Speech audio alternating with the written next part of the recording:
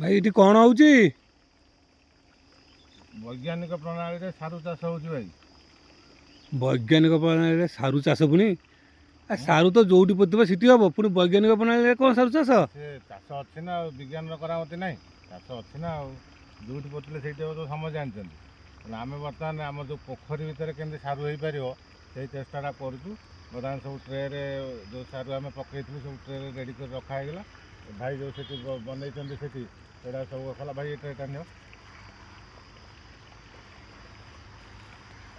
ଏଇଟା ସବୁ ପାଣିରେ ବର୍ତ୍ତମାନ ପକା ହେବ।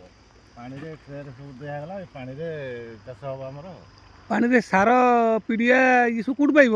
ହଁ, ସେଇଟା ହେଲା ଇମ୍ପୋର୍ଟାଣ୍ଟ କଥା। ବର୍ତ୍ତମାନ ଆମେ ସାରୁଟା ବିଲରେ ଲଗେଇଲେ, ଆମେ ବି ଲଗେଇଲେ ବିଲରେ ତାର ଆମେ ଖତ ଦେଲେ, ତାପରେ ଗୋବର ଦେଲେ, ଯାହା ଯାହା ଦେଲେ ସବୁ ସେ ସେଥିରୁ ଖାଦ୍ୟ ପାଇବ। ପାଣିରେ ବହୁତ ସାର ଅଛି। କେମିତି ସାର ଅଛି ନା, ପାଣିରେ ଆମର ମାଛ ଛଡ଼ା ହେଇଛନ୍ତି। ମାଛମାନେ ଯେଉଁ ମଳମୂତ୍ର ତ୍ୟାଗ କରୁଛନ୍ତି ସାରୁ ପାଇଁ, ସେଇଟା ଗୋଟେ ବହୁତ ବଡ଼ ମେଡ଼ିସିନ୍। ସେଇଟା ମାନେ ସାରୁ ଯେଉଁ ଖାଦ୍ୟଟା ଦରକାର ସାରୁ ଗ୍ରୋ ହେବାକୁ, ସେଇଟା ଆମେ ଏଇଠୁ ପାଇଯାଇପାରିବା, ମାଛ ପାଣିରୁ ପାଇଯାଇପାରିବା। ତେଣୁ ଆମେ ବର୍ତ୍ତମାନ ଛାଡ଼ିଦେଲା ପରେ ସେଠି ଯେଉଁ ଟ୍ରେ ଗୁଡ଼ାକ ରଖିଲେ ଆମେ, ସେଇ ଟ୍ରେରେ ତଳକୁ ରହିଲା ତା'ର ଚେରଟା ରହିଲା, ପାଣି ଭିତରୁ ସେ ତା ଖାଦ୍ୟଟା ସଂଗ୍ରହ କରିପାରିବ। ଦେଖିବା, ଆମେ ଗୋଟେ ଏକ୍ସପେରିମେଣ୍ଟ କରୁଛୁ, ଯଦି ସକ୍ସେସ୍ ହେଲା ଆଉ ଟିକେ ଲାର୍ଜ ସ୍କେଲ୍ରେ କରିବା। ଗୋଟେ ଚେଷ୍ଟା କରାହେଉଛି କିନ୍ତୁ ଗୋଟେ ପାଣିରେ ବି ଆମର ପାଣିରେ ଆଉ କିଛି ହେଇପାରୁନି ବର୍ତ୍ତମାନ।